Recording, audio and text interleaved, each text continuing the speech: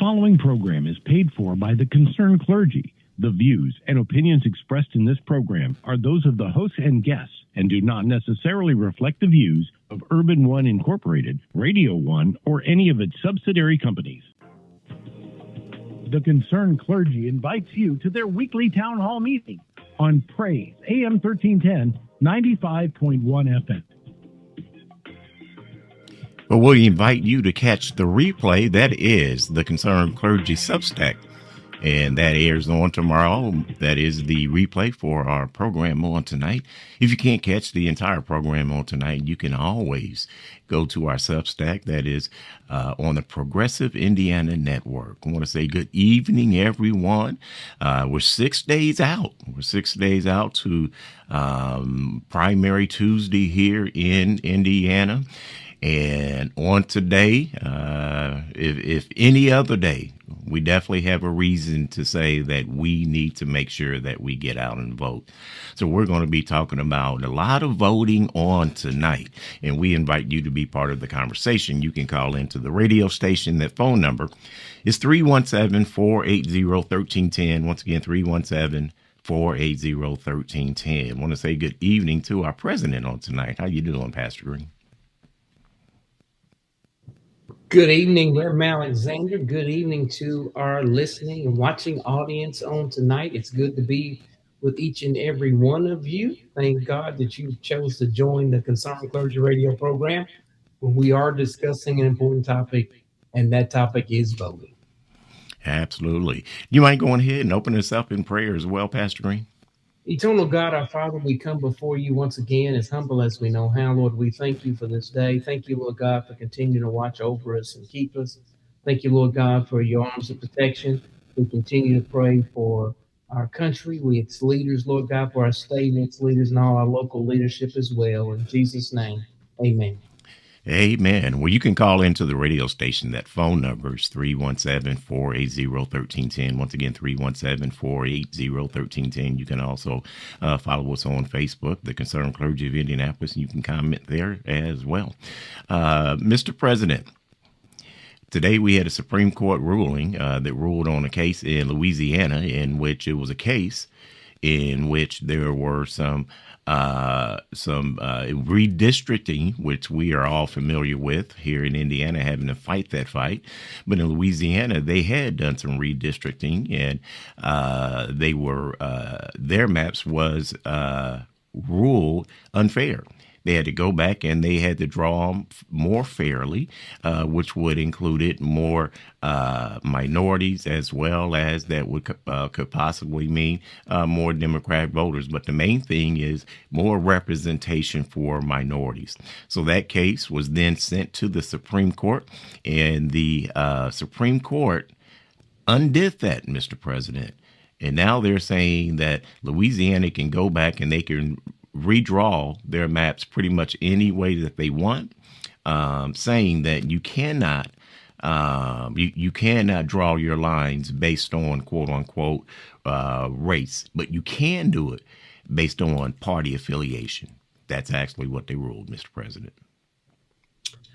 Yes, Reverend Alexander, and today's decision from the Supreme Court is deeply concerning for me because it's moving us in the wrong direction.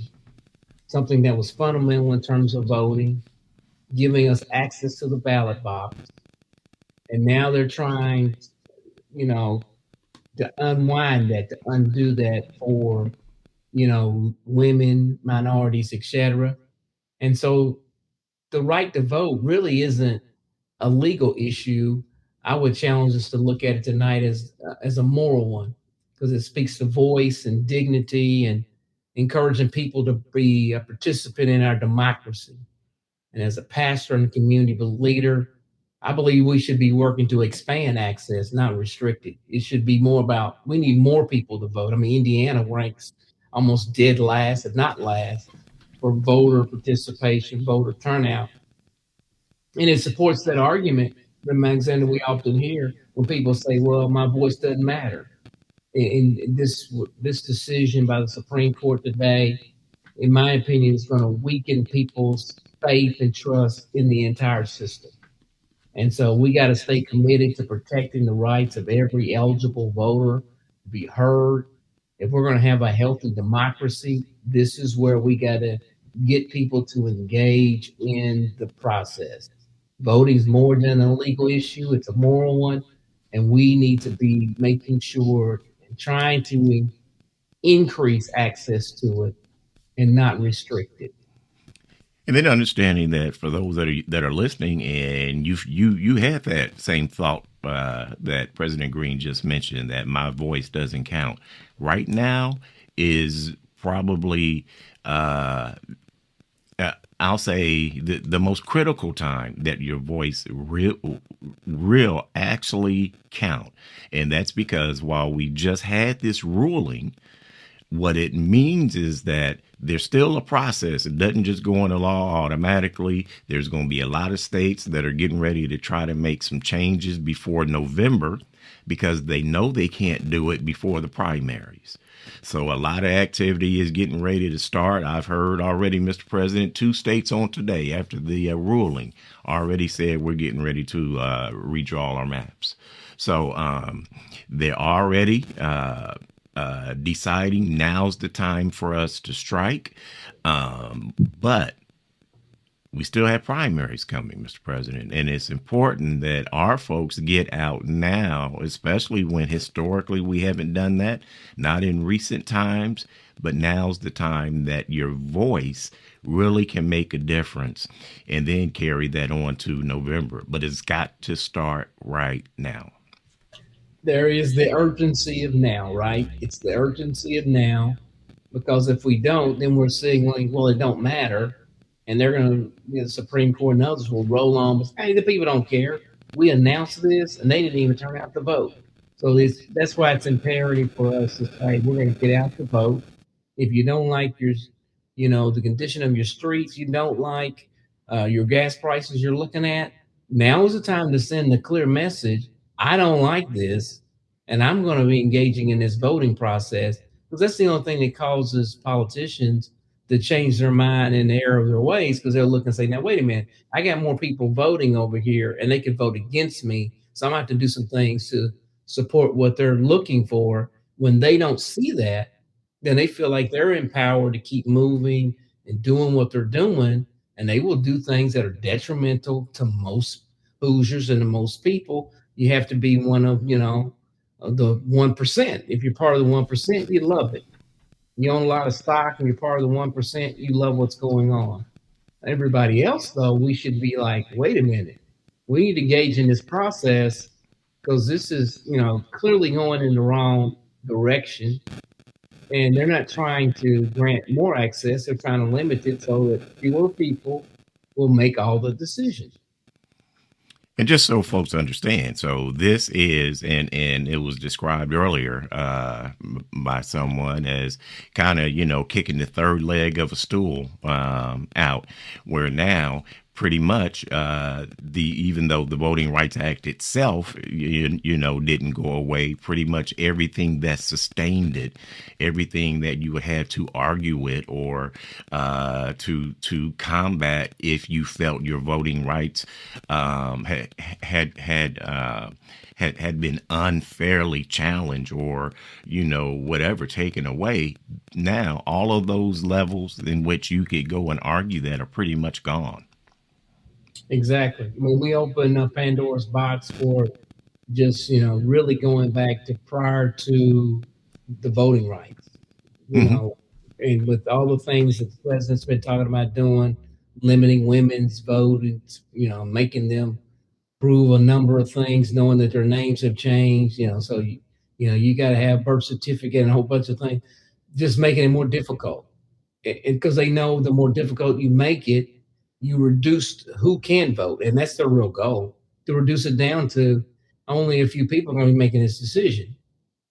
And when that happens, the outcomes will be totally skewed and different, right? If they can draw the maps and then scale it down to say, here's who decides what happens within that district, and you could just weave out all types of minorities, and then call it that you had an election. Well, you mentioned women's rights as well, and we need to actually put a tabulation here on, you know, all the folks whose voting rights are slowly diminishing. I mean, it's not just the Supreme Court ruling that happened on today that will affect, you know, us as Black folks and minorities, but you mentioned women. That's another group you got to add in. A bunch of women are going to actually lose their voting rights if the MAGA Republicans get their way. Oh, who else is going to? Some of these immigrants that did have rights to vote, they're going to lose their rights. I mean, we can just continue to, you know, build a tally sheet of folks that are losing and rights are being diminished to vote, and then who's going to be left? Exactly, because it's going to be, I mean, really what we're headed towards is predominantly white males, right? They will be making the decisions for all. And when you get done with it, it'll be white males who decide all these critical issues that would be part of the redistricting, not just redistricting, but democracy type of issues. You know, we got referendums coming, etc. The white males would decide that, which is what they want, and then everybody else would be. It'd be hard for them to vote because they know if they make it difficult, how many people are going to go through the process? How many people say, "Forget it. It's not worth all the effort." Is what they're going to tell themselves when it is. But you're going to have to jump through so many hoops to vote.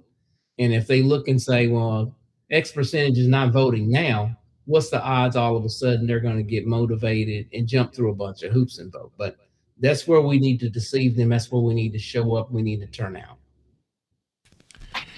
And I certainly want to have definitely women. You need to be thinking about this, not from a lens of color, but you're going to be affected as well. Any of you that have gotten married, gotten divorced, or even fall in the same boat as a lot of you know, minorities where you can't find your original documents, you're going to be in the same boat.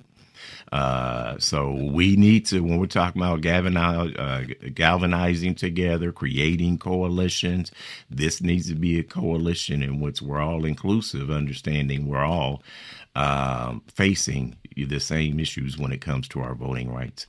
Let's go to the phone lines. It looks like we've got Guy who's on the line. Guy, good evening. Good evening. Great words are being spoken, and you know, it looking at it from a historical perspective, it's really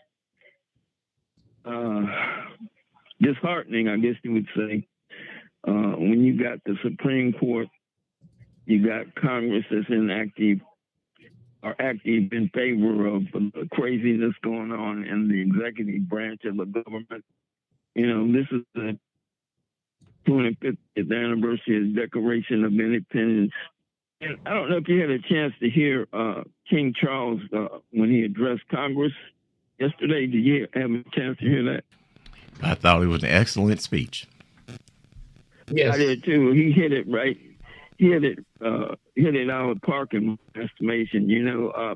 And he was telling Congress checks and balances is the name of the game, and it goes as far as back as the Magna Carta in history, and it's just incredible the way that they are manipulating or trying to manipulate the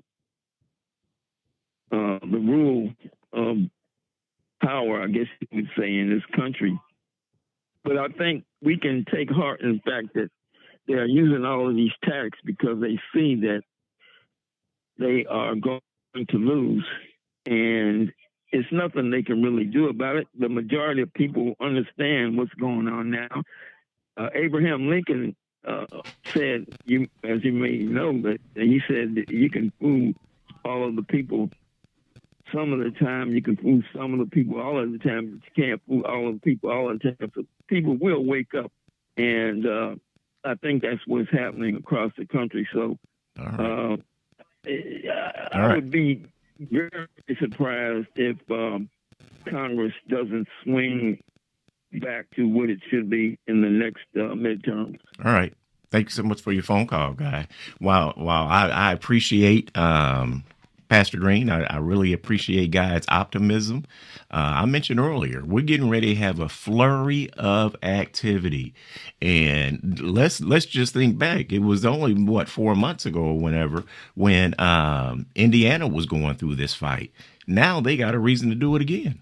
And I mean, they've got a reason right now where they can revisit this issue, because now they know they got the support of the Supreme Court. And we can't rule that out, that it would not come back up. I mean, those things are real issues and could really happen, because the president is trying to make sure that Congress doesn't flip in November. There's urgency.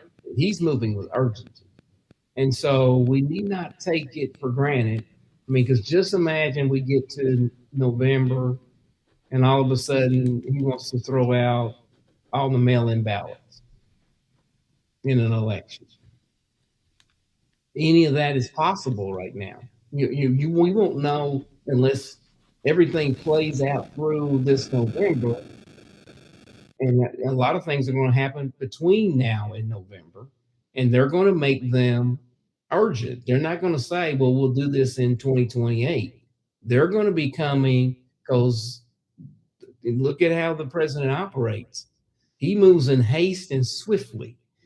And so we need not be surprised by, you might can get through the primary, but what he wants to control is the outcome in November. And you never know what might come up, whether it's redistricting, whether it's you can't do mail-in ballots, early voting may get shrunk down, or eliminated altogether. Any of that is on the table. And that's what we have to prepare for, because we don't know because he knows as well, if you eliminate early voting, you make everybody stand in a line, how many people will give up and not say, I'm not doing that, especially in Black and brown neighborhoods. Any of that is possible. Well, I want to, change that language. I think it's probable, because pretty much what they have is they have a pretty much, the attorney general or whoever is working in the White House is pretty much creating legislation for all of the Republicans to follow. So you're getting ready to see, and I say it's a great probability that you are getting ready to see a flurry of activity right now. There's already a couple states that have already said we're ready to redraw our maps, and it is getting ready to get, it's getting ready to get crazy right now. Because what's going to happen is you're going to have all these states trying to react to it. Indiana could be one. And then, what's going to happen? They're going to try to make changes. Then it's going to have to go from one court to another court. And then the Supreme Court will probably handle a lot of these cases pretty quickly by November. Exactly. Because they're going this is happening because, let's be honest, the president wants it to happen. Right? This is happening. He has a goal. His goal is he's not going to see that Congress flip, because that will put some restrictions on what he's doing. And his goal is to say, I'm not going to do that. And how do you do that? You control who does vote. That's how you get there. You say, okay, we might have to have an election, but I'm getting ready to control the election and eliminate stuff that leans, quote unquote, Democrat. So I can take away early voting. I can take away mail-in ballots. I can say, here it is, now go wait in line. And are you people going to go do that? That's what he's going to gamble on, especially in certain states. He doesn't do it everywhere, but he can do it in certain states to ensure outcome. And, one of them, it would be, if J.D. Ford was running against Victoria Sparks, that would be an example. J.D. Ford has some name recognition. He's running against Victoria Sparks, who's the incumbent. Could he possibly win? Sure. But it becomes much more difficult if we eliminate a whole bunch of options. Definitely, if we change those maps, and keep in mind, as we're getting ready to go to our break, when we're talking about this mail-in ballot thing, he signed the executive order that said he wants the post office to be able to determine who gets those ballots, and not only that, if they don't do it, they can get fired. Oh, not only that, he's taking away money from the post office budget. So, but he's going to charge them with doing these extra voting activities. So he's going to create chaos in the post office to even try to get them to do what that executive order signs. So we really have to be paying attention, folks. Well, let's go ahead and go to our first commercial break. If you'd like to be part of the conversation, the phone lines are open. You can call in 317-480-1310. Once again, 317-480-1310. When we come back, got a question. What's going on with the data centers here? And talking about legislators, where do they really stand? We're going to talk about that when we come back. You're listening to the Concerned Clergy Radio Show on Praise AM 1310, 95.1 FM Indy's Inspiration Station. Welcome back to the Concerned Clergy Radio Show. I'm Reverend Tony Alexander, and our president is with us on tonight. And we invite you to join us. Feel free to call into the radio station. That number is 317-480-1310. Once again, 317-480-1310. Mr. President, DMD has, they announced that they were going to have these listening tours, if you will, where they were going to try to engage the community in some of the guardrails and some of the things that the community would want to have information in regards to data centers or potential data center construction, in the communities. Well, they had their first listening session on yesterday, and pretty much man, woman, boy, or child, everyone that I've heard comment kind of said that it was pretty much nothing new. There was really no input from the community, and the community left more upset and outraged after the meeting, after being told that this is your opportunity to come in, get with our council, and be able to present something or have something in writing that everyone must conform to that wants to build a data center. Well, I'm certainly disappointed that the community again, it's like recently around these issues, they're check the box meetings. They want to say they had it, but they didn't necessarily engage and listen to the community that it amounted to anything. But they could say, we had a space, the community was invited, and yet it doesn't amount to anything because, the community could have stood out and talked to trees. It'd be just as effective. And that type of stuff, in my opinion, needs to shift. I mean, because people will say, well, we need the community engaged. And when the community engages, if you're not saying what they want you to say, they just dismiss it. They just, ignore it. You're like, okay, you really ain't talking about nothing. And we're back to a few people making decisions and rolling on. And then they're wondering why the community is upset. The community is upset because they tried to express themselves, want to express themselves, trying to express themselves, only to be, really manipulated. Because then they walk away knowing, oh, this is just a check the box meeting. You really didn't want to engage in a conversation. You really didn't want to have communication, dialogue back and forth. You're really not trying to have a relationship. You're trying to manipulate a community.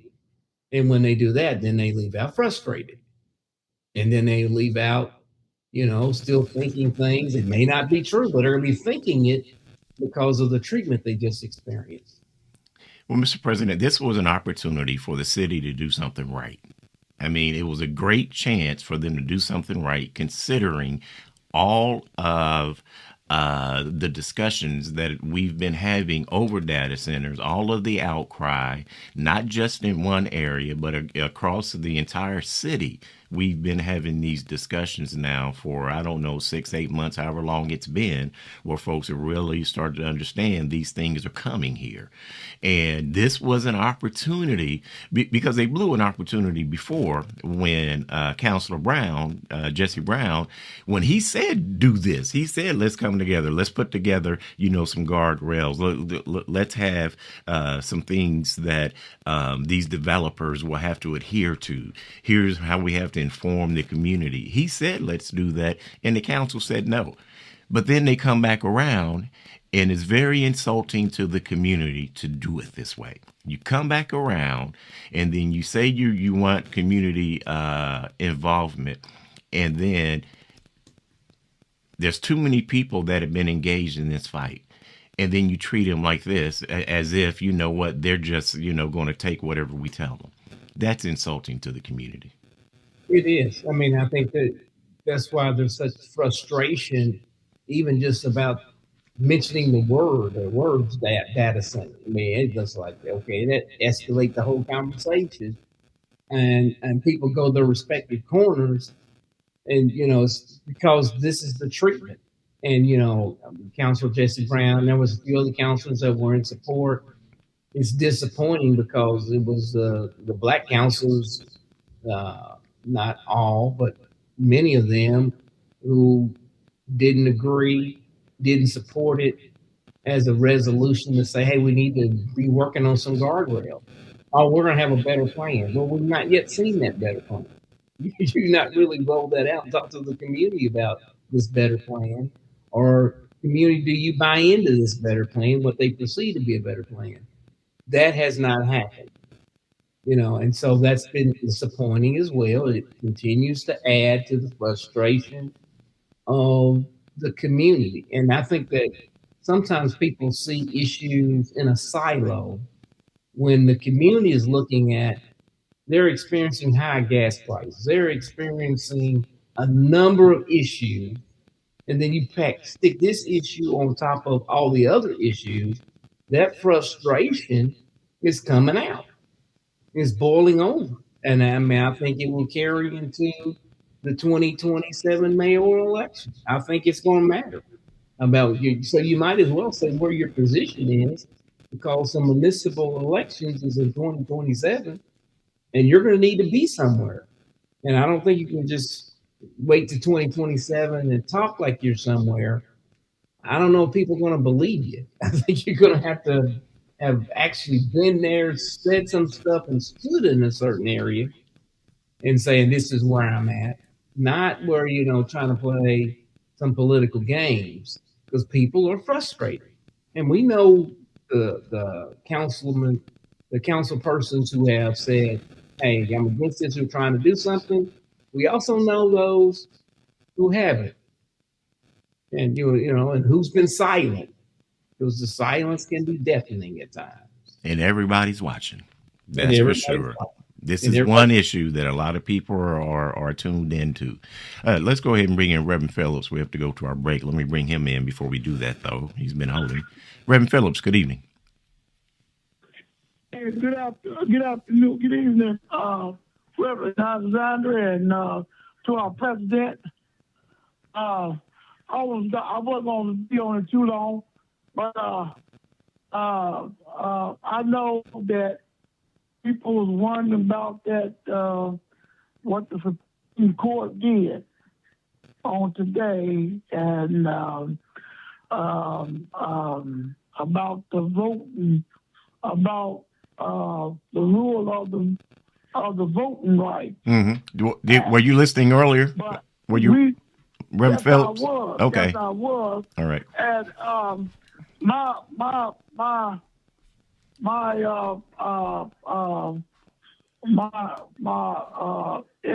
it's like a blow, and because we let the enemy come in to our homes, into the house, and we as believers, we have to pray. It's time for us to pray and seek God now. because when you let the enemy come in into the house, the enemy is going to come in if you let him. But we see God. All right. We agree with you. We agree with you, Reverend Phillips. We do have to go to our break. He may be talking about the White House. I'm not sure, though. But we do have to go to our commercial break. If you'd like to be part of the conversation when we return, you can call in. The number's 317-480-1310. You're listening to the Concerned Clergy Radio Show on Praise AM 1310, 95.1 FM Indy's Inspiration Station.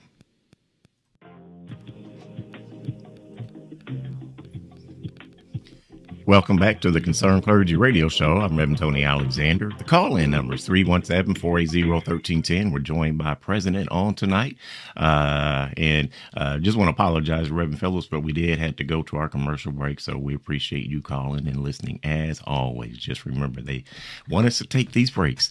But we're getting ready to round out our hour. We've got a candidate for Senate District number 29. It happens to be the president of the Concerned Clergy, and definitely want to give him an opportunity, Pastor Greene, kind of share about, what you would like to maybe tell voters as we're rounding out the last 6 days here, and why it's important that they have somebody like yourself, if they're able to vote for you, to do just that.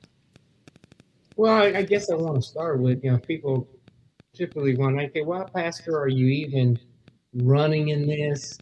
And I want to respond by saying, we've looked at the last, going on now for some time, but the last couple of years, what's happened in the Capitol, in my opinion, has just been egregious. And I'm not, just looking at it as a political issue, but I see it as a moral issue. When we look at our budget, we here in Indiana, $22 billion, that's with a B. We got a $22 billion budget a year. And I believe the budget is a moral document. It speaks to our values. It speaks to our priorities. So when we have seniors who are in financial situations now where they have to choose between medicine and their meals, that's a moral issue. When we've got working families who are trying to do the right things, who don't have access to CCF vouchers, didn't have it, that's a moral issue. When we have our public schools asking our teachers to do more with less because we won't properly fund them, that's a moral issue. And so when you begin to look at all these issues that are happening and it's a moral issue, I just believe we cannot no longer be silent. That's why I chose to get into the race, platform around affordability first. We've got to begin to address these issues because in my mind, if you can't afford to live, nothing else matters, Reverend Alexander. You got to be able to live. And we got to get people back to where they can live. Not just the 1%. They're going to live. It's the others that we need to make sure that they can live here in Indiana that has a surplus. Even on the federal level, they're even looking at changing the supplemental security income, which will directly attack. We're looking at disabled family members. If you happen to be living, in a home with a family member, they're actually going to deduct some of your benefits and say, well, you got a bedroom there, so that's worth, $100 or whatever. So we're going to reduce your benefits. That stuff is coming in the state as well, Pastor Greene.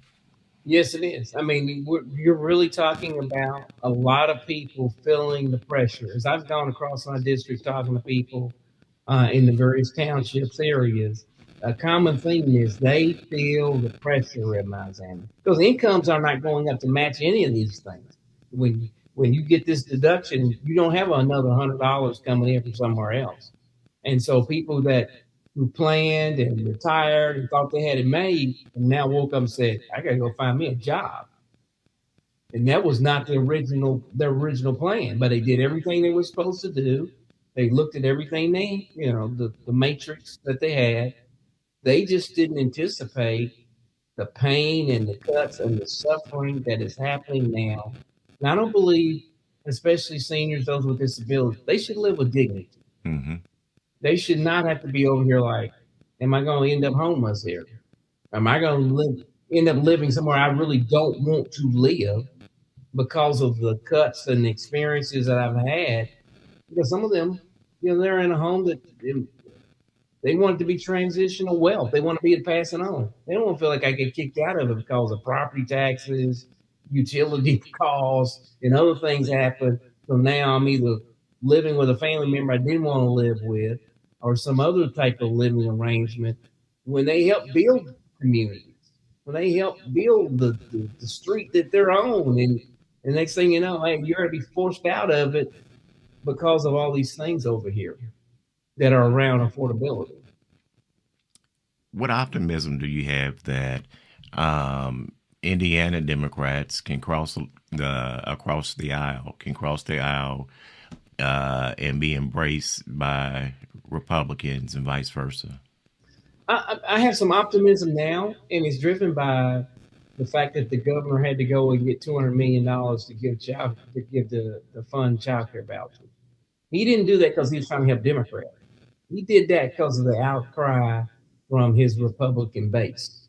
Because we've had over 311 child care closed. They're not all in Democrat counties. That's across the state of Indiana. A lot of people who are Republicans said, hey, wait a minute, this ain't working, because they need a workforce, a number of reasons. They may not all just love children. Some love children, but some need a workforce. And they said, we got to have this. Now, it's a one-time thing, so we need to get it in the 2027 budget where there's a commitment to it. We need more dollars for it, but certainly there needs to be a clear message that you can be in that industry and keep a job. And so I'm more optimistic because he did that. He didn't do that because a Democrat mentioned it in his ear. And I believe that coming into 2027, if you build that broad coalition that's urban, suburban, rural areas, I believe you'll get Democrats and Republicans saying, we got to have this. And there'll be people on both sides of the aisle doing it. The same way redistricting work, you got to follow pretty much the same template in terms of it's a broad coalition. They ain't doing it because Pastor Greene brought it up, but they will be doing it when a number of voices, women-led organizations, the Chamber of Commerce who's interested in a workforce, the United Ways who've invested tons of dollars in childcare facilities and teachers and in their training, along with the faith-based community, along with mothers who are crying out. When that coalition comes together, I see a change. Well, and a lot of the issues are very similar. If you'd like to ask our candidate a question, feel free to call into the studio. The number is 317-480-1310, or you can even comment on our Facebook page as well. We'll try to pick those up also. But I think a lot of the issues, hopefully we're at a time, and you say you were optimistic. Hopefully we are at a time where folks realize, hey, our issues aren't divided by race. Our issues are pretty much all the same when you're looking at all of our school systems are hurting. When you look at a lot of us have disabled family members. That has nothing to do with, wealth. And a lot of them are already struggling trying to pay for healthcare benefits. And if you're taking them away, all of us are dealing with the same issues. Even if you look at voting, gas prices, food prices, hey, they don't charge me anymore when I walk in the grocery store because I'm Black.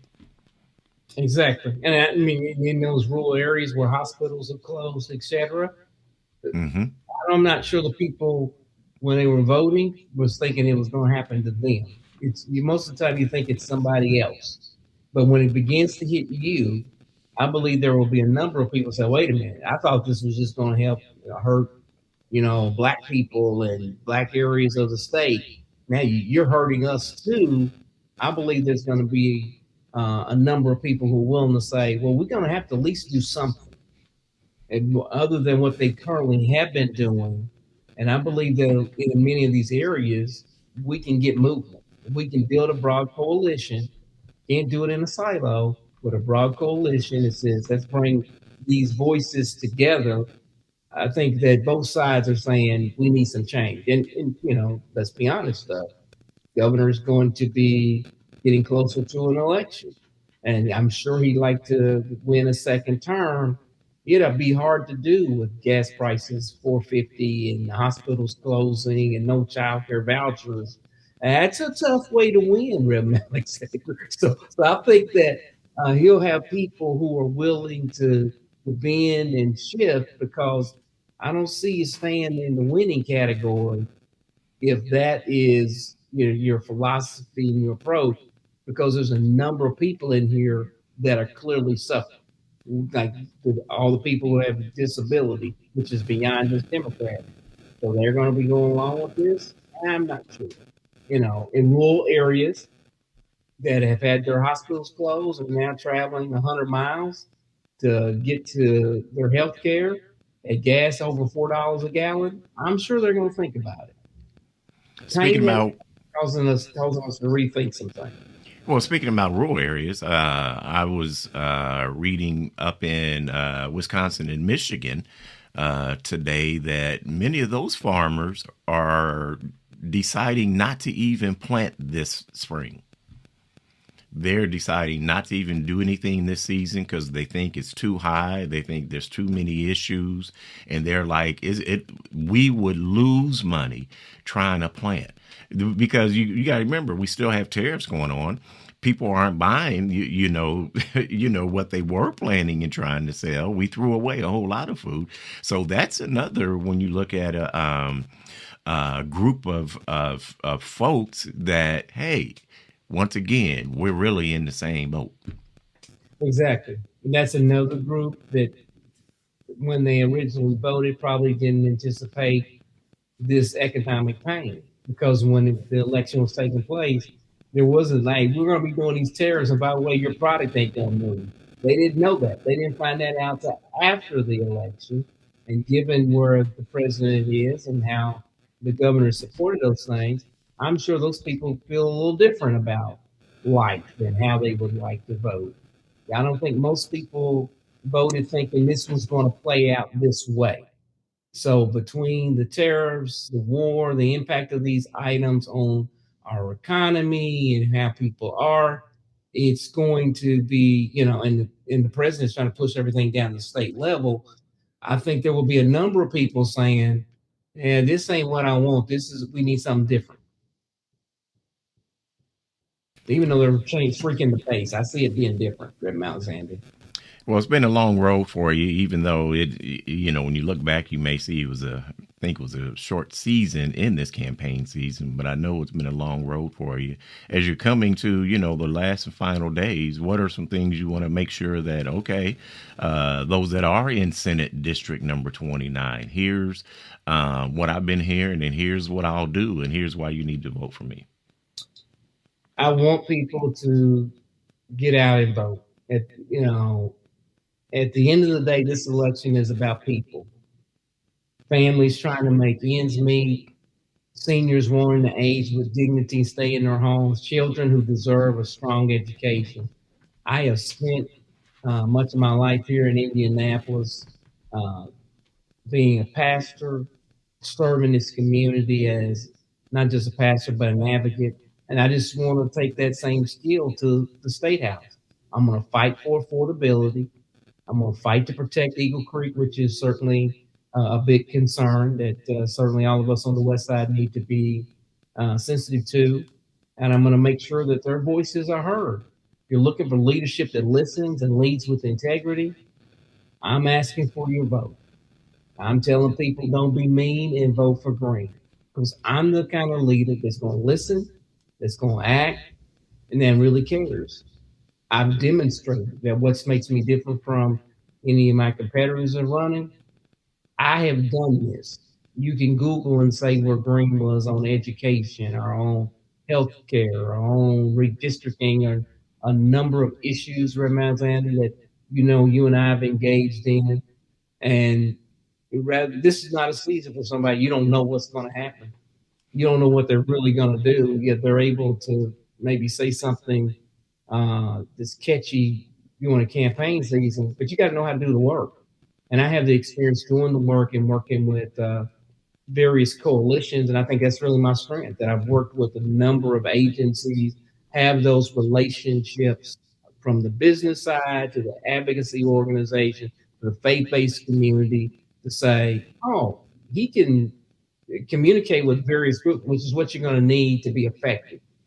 Otherwise, I think you can occupy the seat, but that don't mean you're going to make progress. To make progress, I'm not there to try to occupy a seat or have a title. I want to make progress for Hoosiers. How do you do that? You got to have those relationships and be able to build that collaboration across a number of entities, and even with faith-based. That is not just say Baptist people or even just Black pastors. That says you got to work across the entire faith spectrum. That's the Jewish community. That's the Islam community. That's Catholics. That's Presbyterians. Because at the end, the people suffering span all those groups. Well, there are a lot of voters that aren't even sure what district they're in. Can you help them and say, here's where Senate District number 29 is, and if you're in that district, I want your vote? Yeah, and Senate District 29 is, if J.D. Ford was your senator, that's the district I'm running for. It's made up of Pike and Wayne Township. I go all the way to Raceway Road, butts up against Hendricks County. And, on the east side of that, it's 465 pretty much. In some parts, just a little east of 465. Go all the way down to Raceway Road on the south, a few blocks south of Raceway Road. Also got Zionsville up there in Boone County, coming across the West Carmel in Hamilton County. And over there, I go up to 146th Street. So it's a gerrymandered district. Obviously, years ago when it was drawn, they never anticipated that a Democrat would win, but J.D. Ford was able to win. And so now we have an opportunity to, we want to keep it a Democrat seat, to do that. And we have an opportunity to put a Black male in that spot and serve that base from Boone County, Zionsville, West Carmel, Pike and Wayne Township. And so I think that's what to do. Well, you mentioned earlier, the very first thing when I said, was your closing comments for your voters, the last few things you said, get out to vote. And you're going to be part of several that are leading that effort over this coming weekend, Souls to the Polls. Talk about that as well, and how that can be a vehicle to get people out to vote. Yeah, Souls to the Polls is happening this Sunday. Thanks for bringing up that information. It's 5 different churches. If other churches want to join, all they have to do is contact Kara Johnson there at 317-869-7367. I'm happy to report that Cameron Riddle has a bus company, and he's donating buses for this particular effort. So we're going to be leaving from these respective churches. You don't have to be a member of the church. So like at Purpose of Life, 12 o'clock, if you're at Purpose of Life, at 12 o'clock on Sunday, the bus is going to depart from there and head down to the City County building and vote. The other churches involved include Antioch Fountain of Grace, Eastside Baptist Church, St. John's Missionary Baptist Church, and the Olivet Baptist Church. So those are the churches that are participating in this effort. Why? Because we need to get people out to vote.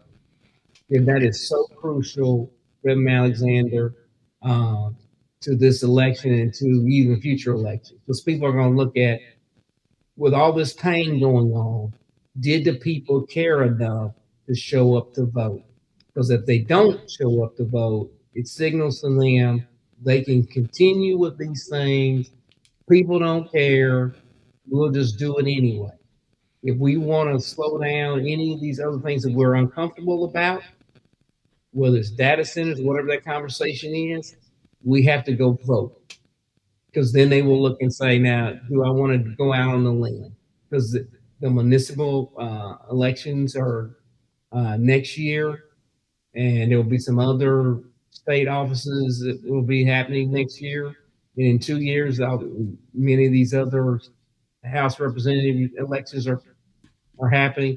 People are going to be paying attention.